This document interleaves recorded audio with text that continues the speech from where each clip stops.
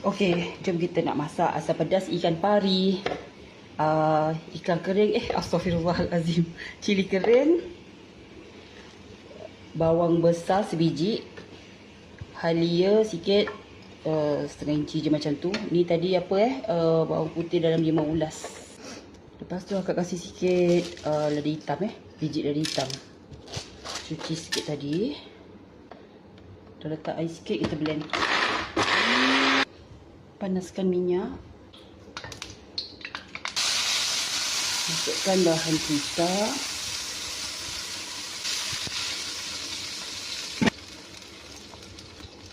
Masukkan kunyit.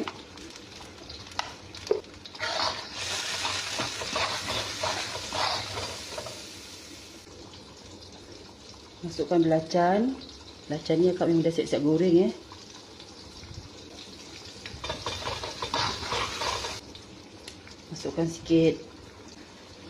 Masukkan sikit daun kesum biar dia wangi sikit. Kita tunggu sampai dia pecah minyak Hampir terlupa masukkan serai. Baiklah, kita tuangkan kita punya apa namanya ni? Pari Lepas kita cuci dah tadi. Dan kita dah lulukan dengan air asam tau. Dengan asam lah supaya hilang hanyir.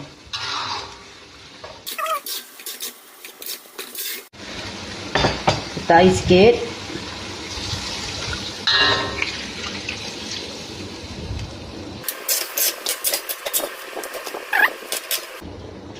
Kita letak asam jawa Nanti kalau kurang kita tambah lagi. Okey, dah mendidih. Kita masukkan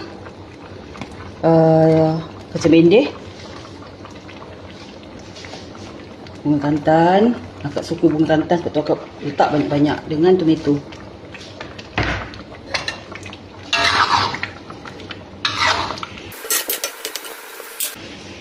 Lepas tu kita masukkan garam.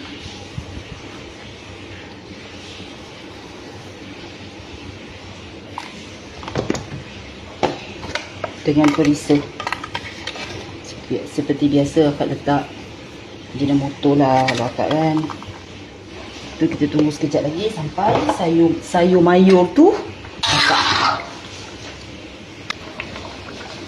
Sebab tak lupa taruh lagi daun kesum.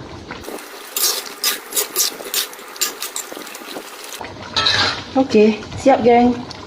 Dah boleh hidang.